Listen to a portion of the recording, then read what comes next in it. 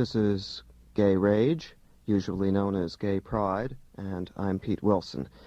And I'm rather enraged about some things which I'll get down to in a moment. But first, announcements as usual, and this one is an occasion for joy rather than rage. The Mike Cohen album is finally available, if you haven't heard yet. The way to get it is to write to Box 5206, Grand Central Station, New York 10017. That's Mike Cohen Album, Box 5206, Grand Central Station, New York 10017. I hope you've all heard some of Mike's songs on this program and other gay programs here on WBAI, and I hope you all like them as much as I do and think that the album is worth getting. The cost of the album, which I am permitted to announce over the air since it's a special not-for-profit arrangement, is $2.85. So make out your check to Mike Cohen Album and send it to the previously mentioned address. $2.85 for the Mike Cohen Album. Okay, onwards. Scheduling.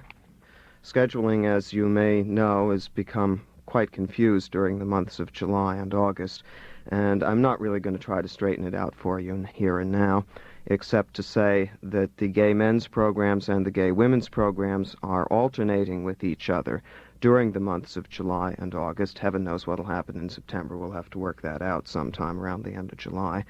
But you can hear programs produced by gay men and or women at Monday nights from 10:15 until 10:45 approximately, unless we're running behind schedule as we are tonight, in which case it'll be on a little bit later. But it'll be a half-hour program every Monday night, and there will be a full-hour program every Saturday afternoon from approximately 5:30 until 6:30. So the gay men's and gay women's programming on WBAI during July and August runs at Monday nights, 10:15 to 10:45, and Saturday afternoons, 5:30 to 6:30. I myself will have one special program on Saturday, July 21st, from noon until 2 p.m. It'll be entitled The Closet Door, and it'll be about gay people coming out in straight churches. So for you, those of you who are interested in the subject of gay people and religion, tune in to The Closet Door on Saturday, July 21st from noon to 2 p.m. That program will be live with phone calls. I'll have some openly gay ministers as guests with me on that program. Okay, what I'm mad about tonight is Arthur Bell and the Village Voice.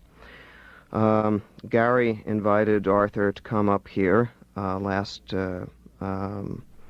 Saturday, 2 days ago, for the Saturday afternoon program, that 5:30 to 6:30 slot that I mentioned. Arthur called up Gary, apparently, and said that he wanted to come on and talk about his article in the Village Voice of June 28th. I had a number of criticisms of that article, and when I found that Arthur was on the air, I called in no particular capacity beyond that of an ordinary listener, in order to ask Arthur a couple of pointed questions about the article. And he point-blank refused to talk with me about it. He said, and I'm quoting directly, "I can't talk with you about that. I don't want to talk with you about that. I don't want to talk about that today. I can't talk about that now." And so this just got me riled up to the point where I decided that I'm about to say something about the Village Voice. Arthur Bell is basically, I'm not particularly concerned with Arthur as a person or his motivations. You know, I'm not interested in speculating, calling him names or speculating about what his motives are. But I am interested much more so in the Village Voice as a pseudo-liberal institution around here in New York City, which messes over gay people rather considerably, and Arthur's role, consciously or unconsciously, as a, you should pardon the expression, a tool of the Village Voice in this respect. Arthur's article is entitled "Hostility Comes Out of the Closet," and it's primarily focuses on the hostilities which were expressed publicly during the rally following the Gay Pride March, the rally in Washington Square, the last, Sunday, June 24th or whatever it was. And that's cool, because it's good for us to talk in public about our disagreements. We are a strong people, and we can afford to let it all hang out. Now, what Arthur is doing in this article, as I see it, is very much in line with what the Village Voice wants to do to gay people, particularly in Greenwich Village and in general around New York City, Manhattan. This is part of the chic pseudo-liberal game. Divide and conquer. There's no serious analysis here, but there's some very, very sleight-of-hand stuff which needs to be exposed for what it is. Arthur starts off by remarking, "It was exhilarating as hell walking down 7th Avenue, letting off steam." And later, at the park, some of the acts were fabulous, and the spirit was often fine. But hostility and factionalism finally came out of the closet this year. Frankly, it was expected. The Christopher Street Committee was composed mostly of bar people and disillusioned ex-members of the Gay Activists Alliance. Now, I'll pause here and explain what that has to do with the matter. Arthur Bell is very down on the bars. Arthur Bell is very down on many aspects of contemporary gay culture as it has existed in the past and continues to exist now. Now, that's fine. Everybody has things that he or she hates about gay culture as it exists now and the gay movement as it exists now. And it's just fine to talk about them in public, even in the pages of the Village Voice. But when Arthur goes on to make a long series of statements, pardon me while I turn pages, about how the bar people co-opted the march in one way or another,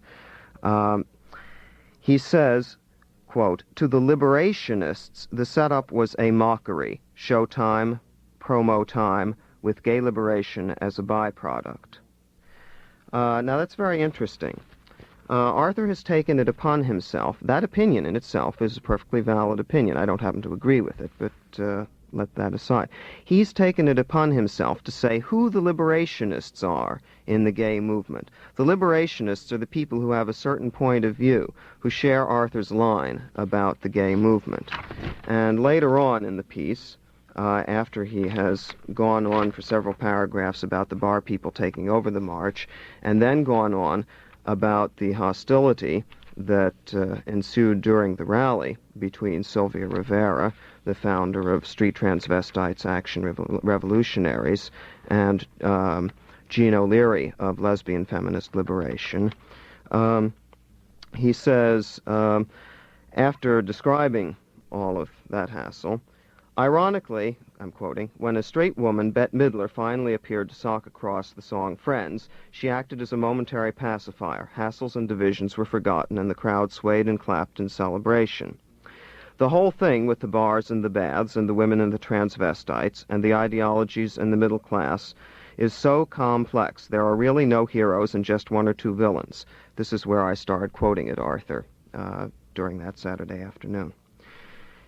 He then goes on to say, "There are really no heroes and just one or two villains. The liberals, the establishment, and the hard-hat gays are into protecting the status quo. The system is good now, they feel, though it could be better. Why bother with the crazies? Those who aren't willing to compromise, who have visions of a new and better world and an alternate lifestyle, constitute the crazies. They are also the true liberationists." Well, now, that's one hell of an insult to me personally, and to a great many people who have been active in the gay movement since it begins. It's also an out-and-out distortion. Arthur Bell is no great intellect, and he doesn't claim to be, and there's no reason why he needs to be. However, when he writes something, he should stand behind it. And when he flatly refused to talk with me about the subject of whether bar people could have high consciousness and whether liberationists, quote-unquote, or revolutionaries, quote-unquote, could have low consciousness, he allows himself to put forward an analysis, flat and public, without any qualifications, and then refuses to stand behind it and refuses to accept any sort of criticism about it. Again, if you go along with the Arthur Bell line, fine. If you don't, well, I consider myself not to be a crazy. That's neither good nor bad. Maybe I should be, maybe I shouldn't be. But generally speaking, people don't look upon me as a crazy, and I don't look upon myself as a crazy. That's simply a matter of lifestyle. I do consider myself a liberationist, and if you'll pardon the expression, the perhaps arrogance on my part, a true liberationist. And I try to use the programs here on BAI to express my ideas about liberation, gay liberation, and incidentally human liberation. But Arthur Bell goes on about how the crazies are the true liberationists, and everybody else is liberal establishment and hard hat gays who are into protecting the status quo. I didn't know that I was into protecting the status quo. What it seems to me to come down to, in Arthur Bell's article, with Sylvia being dragged in and Sylvia being beaten up as sort of icing on the cake, sentimental icing on the cake. I mean, I'm not even going to bother to quote the way the article ends about, just this real tearjerker thing about Sylvia lying bruised and battered in the streets, which is not to say that Sylvia should have been beaten up. I mean, that was one of the really disgraceful incidents at the rally.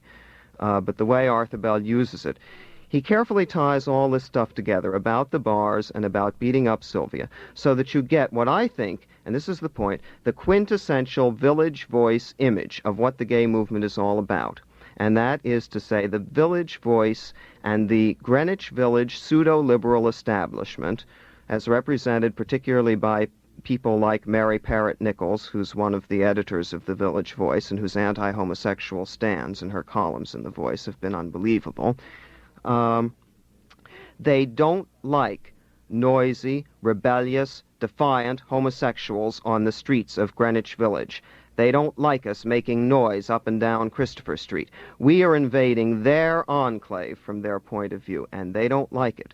Never mind that Greenwich Village has been the home of sweet little, and I'm doing a parody here, sweet little antique shop faggots for quite a long time. Those are nice people. They're the good niggers who live next door, and we don't mind having them living next door, as long as they're nice and quiet and sweet and a little bit laughable. But when you get angry gays, when you get defiant gays, when you get gays who may be strung out on drugs, for instance, as some people who hang around Christopher Street are, then the village establishment and the Village Voice feel themselves to be very threatened indeed, and they don't like it. And they use Arthur Bell with his attacks upon the bar scene and the Christopher Street scene in the pages of the Voice as a tool to put down to lump together the aspects of the movement which they wouldn't dare attack, the genuine civil rights and civil liberties aspects, with all of the noise and raucousness which they don't like. Well, as it happens, I don't consider politeness, courtesy, quietness, niceness to be terribly important values. I think it's nice to be nice when one can afford to be nice, but I think it's very important to be defiant, angry, and to express one's rage when one feels it in the face of an oppressive culture which tells us what we're supposed to do and how we're supposed to behave.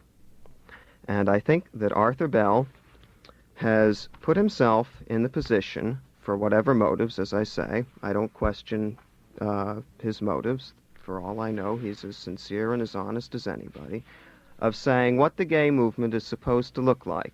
It is supposed to be very militant, but it's supposed to be very disciplined, too.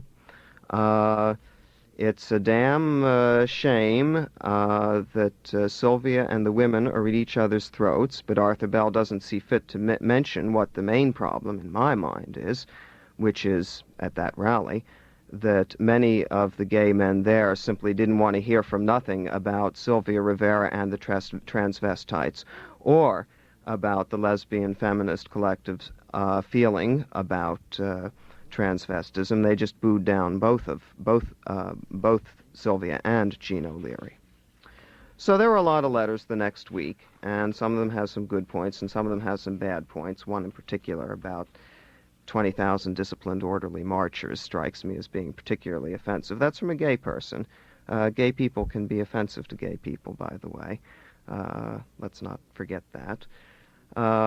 Mark Rubin has a letter in which he states quite rightly that nobody wants to listen to a whole lot of boring political speeches, but he also leans too far in the direction of assuming that all we want out of the rally was one big happy smile, and Arthur correctly criticized him for that, but entirely missed the point, the constructive point that Mark was trying to raise about what kind of rally should we have. And this seems to me to be typical of what goes on in the pages of The Voice when they have gay articles about gay people, whether by gay people or not. That is, they don't want to hear about anything that isn't focused purely on civil rights, civil liberties, and being nice and orderly. Okay, I'm going to take phone calls. I have very little time, but I am going to take phone calls. The number to call is 371-5200. That's 371-5200. I'm going to be very brief. I'm going to limit each phone call to about 4 minutes. Mark, could you give me a timing, please, on about how far along I am? Okay, thanks very much.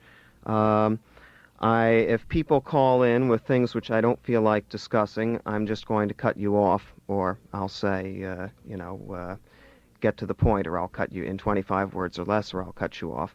I'm not interested in hearing about how, everybody has a right to dress as they want, but why do those transvestites have to flaunt it?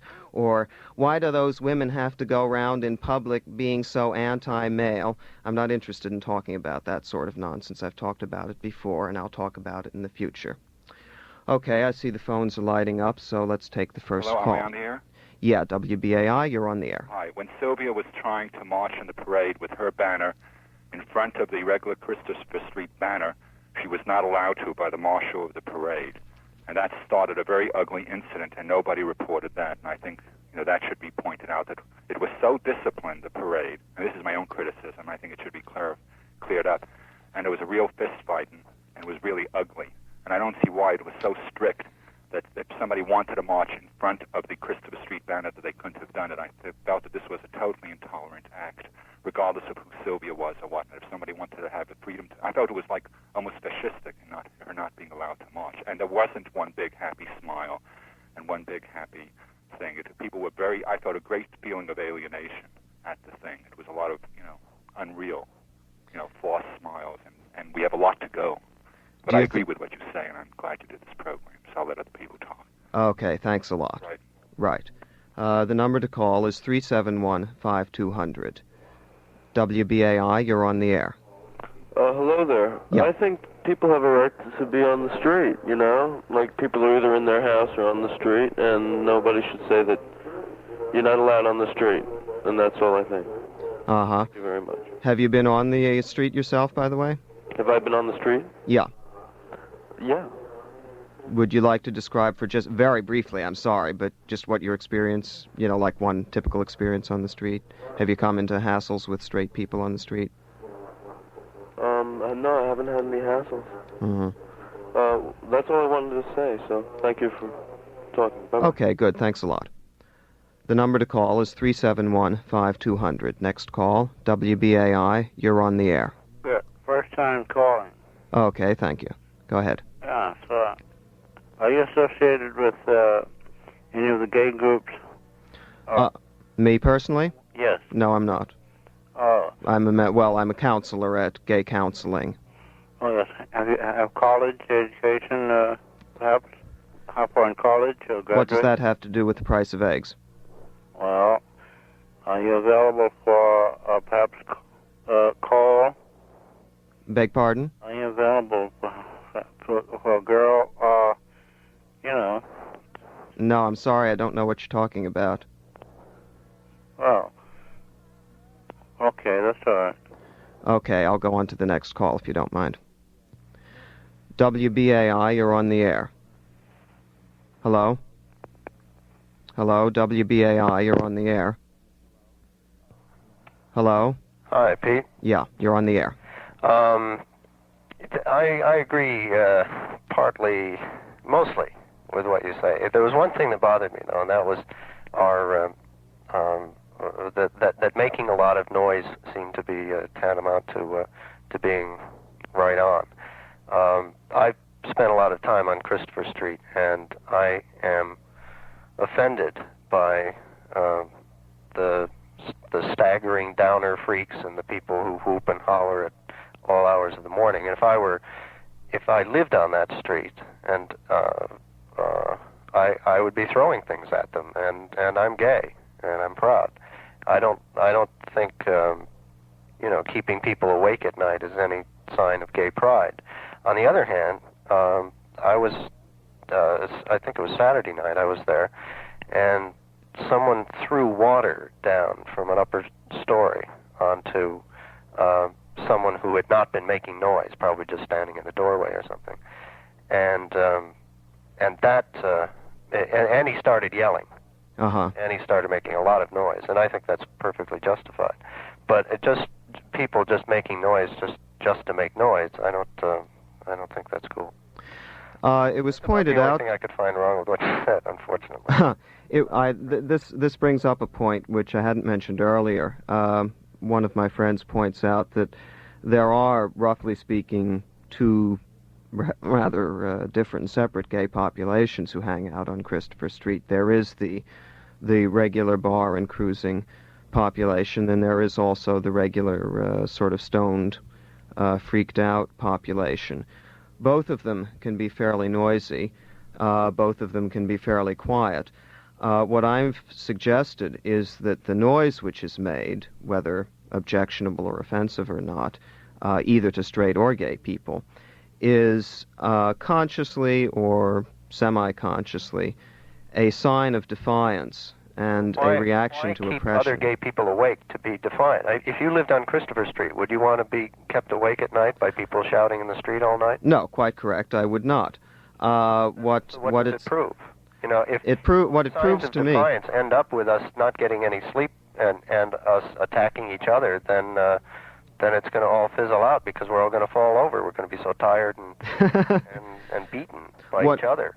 What it proves to me is that there is a tremendous amount of gay rage in the gay community, and that a lot of that doesn't come out, and that the straight village establishment, quite aside from, say, conservative gay people who don't particularly like the movement for one reason or another, perhaps because it's noisy, the straight village establishment is very much afraid of that rage and that defiance, however it's expressed, as long as it's, whenever it goes beyond the bounds of civility, as one friend of mine once pointed out.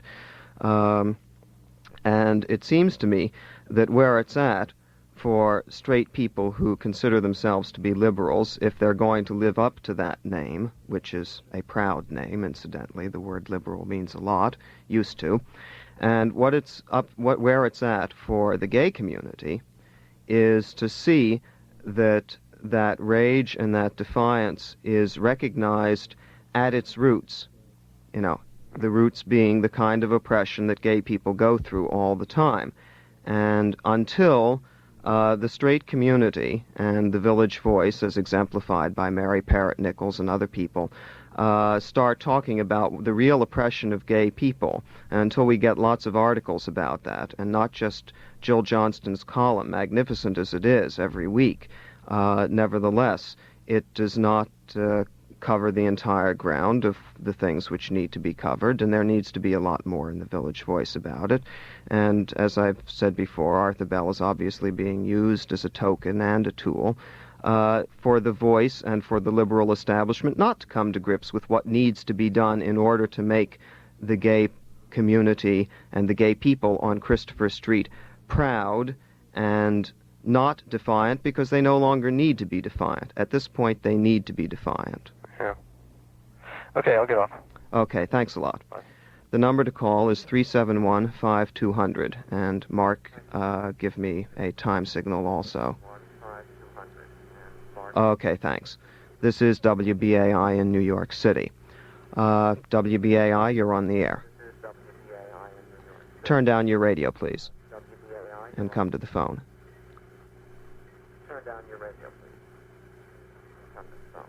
Hello? I hear you in the background. No? Hello? Hello? I guess we go on to the next call. WBAI, you're on the air. Hi. Yeah. I just wanted to say this was the very first time that I've ever come to any such thing as the Christopher Street Liberation Day Parade, and I was very uptight at the time. At that period, and what I saw scared me quite a bit. It bothered me a lot to see the hostility that I saw, and it bothered me to see that, the way some people apparently wanted it was to be some sort of a, I don't know, just it bothered me very much. Hostility in itself is not something which you really need to be afraid. I mean, I can understand very well your feeling of being uptight, and I don't criticize that at all. But the hostility within the movement of between, for instance, bar people and non-bar people, between women and transvestites, between, shall I call them straight gays, gay men who, don't want to hear from nothing, as I said before, about either transvestites or women. This hostility, I think, it has come out of the closet, as Arthur's article indicated, and in the long run, I don't think that that's at all a bad thing. I'm sorry that it, in any way spoiled the joy of the day for you, but I think that you can find a lot of joy in the movement as you move around from the looking into the various organizations. Well, this I'm finding now, but I was still very much in the middle of the process of coming out as I am now, even so. And it just didn't strike me right. I didn't feel right about the whole day. Charles Pitts has pointed out on a couple of occasions that coming out is difficult and painful, not only because of what we have to go through, in respect to the straight world, but also in respect to coming to grips with the things that are wrong with the gay community. And as I said, I'm sorry that you were plunged into them headlong, but I'm glad to hear that you are continuing nevertheless. Well, it was an experience, that's all I can say, and I hope I find better next year. Well, I wish you the best of luck in the intervening year. I'm not going to make any promises about what next year will be like or should be like. Thanks a lot for calling. Okay, the number to call is 371-5200. WBAI, you're on the air.